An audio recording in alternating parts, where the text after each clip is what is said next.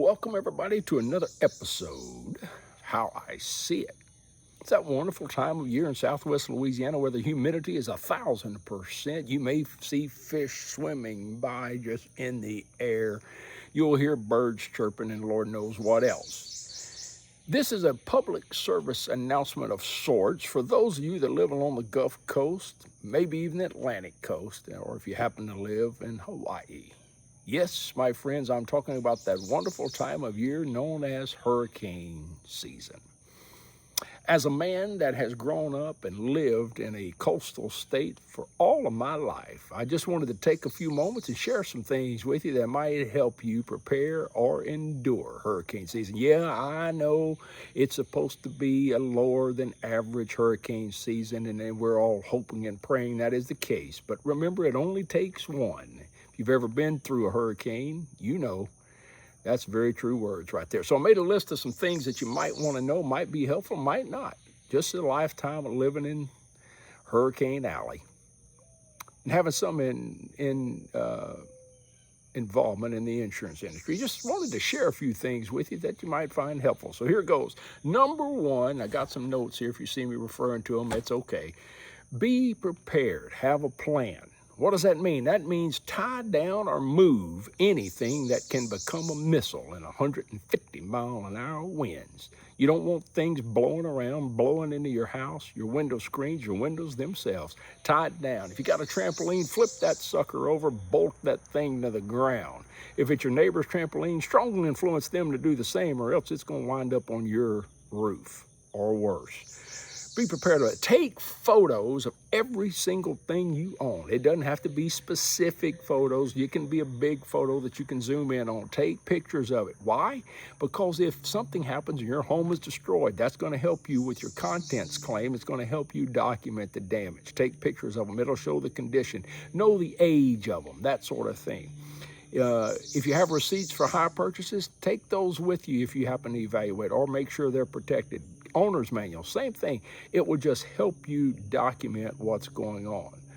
Be prepared beforehand. If you're going to board up, go ahead and buy your plywood. Cut it out to the size that fits your windows, because here's a tip for you. When the hurricane starts bearing down on your state, the price of plywood's going up. Save yourself some money and prepare beforehand. If you happen to have those off-ridge roof vents, the long kind, get you some pool noodles. Yes, pool noodles that your kids will use in the water. Cut them to fit the size. Get in your attic, stuff them up in those vents. Guess what? Yeah, it'll keep air from escaping out of your attic, and that's true, but more importantly, it will keep the hurricane from blowing rain under those vents into your attic, down through your ceiling, and you'll get to come home and not have your ceiling collapsed in your living room floor. You'll thank me for that tip later. Learned it from a friend in Florida. It works. Now remember, when you get home, take those pool noodles out so the air in your attic can vent out, because if you live in a coastal state, chances are you'll have 1,500% humidity after that. If you have turbine vents and your attic is decked, I recommend getting you some plastic, some sort. Lay it out on that decking floor of your attic. That way, if the hurricane blows water through that turbine vent and it drips down, it won't be dripping into your kitchen. It'll be dripping on that plastic, and hopefully it'll save you some damage. If you have a stucco home, go around. You know this drill if you've got a stucco home. Go around and inspect those little hairline cracks all over your house. Caulk them suckers, and if you want to repaint them to make your neighbors appreciate it, that'll be good too. But at least caulk them, because winds at 120 miles an hour, that little hairline crack looks like nothing until water starts coming through it, and then next thing you know, your bedroom floor is soaked. So do yourself a favor and help yourself out there. Now, if you evacuate, very important that you know the difference between a mandatory evacuation and a non-mandatory. Why is that important? Because chances are your insurance policy will pay for expenses related to mandatory evacuation. So make sure you know the difference.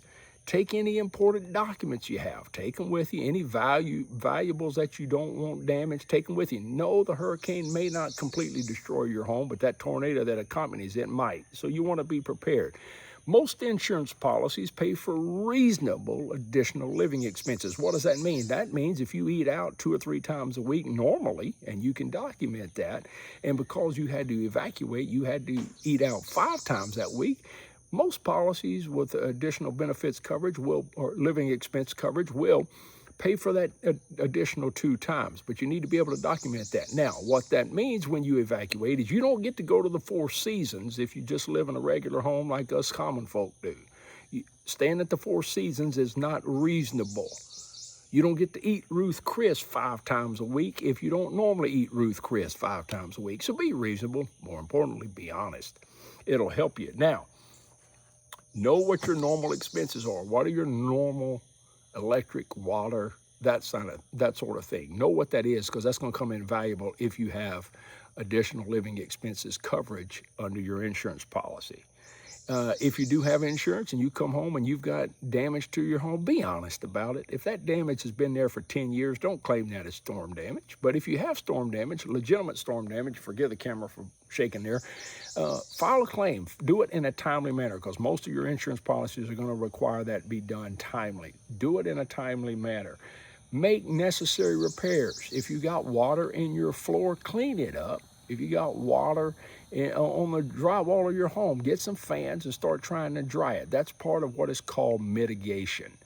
You don't want to have further damage because you just neglected to do what a reasonable, prudent person, that's a legal term, would do. So clean it up, all right? If you get a contractor or a public adjuster, make sure you know what you're signing, because you are signing a contract. Make sure you know what that contract says, because there's a good chance it's going to commit you legally to using that person, and if you do, it's probably going to commit you to legally owing them some money. You want to make sure that you know what you're signing. Not all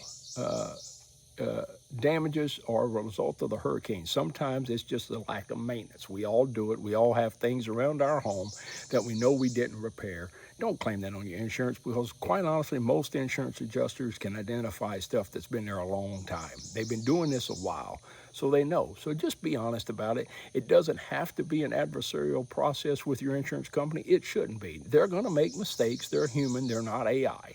And when they make a mistake, have your contractor or your public adjuster document it, provide that documentation to your insurance adjuster, and chances are they'll get it taken care of. Now, they may need to come back out and take another look. That's okay. They're not trying to rip you off. Remember, insurance adjusters are your neighbors, your family members, people that are out there trying to make a living for themselves. And they make mistakes, but most insurance adjusters, just like most citizens, try to do the right thing. Give them a chance. They'll probably work it out for you. And remember this. A storm claim is not a retirement plan.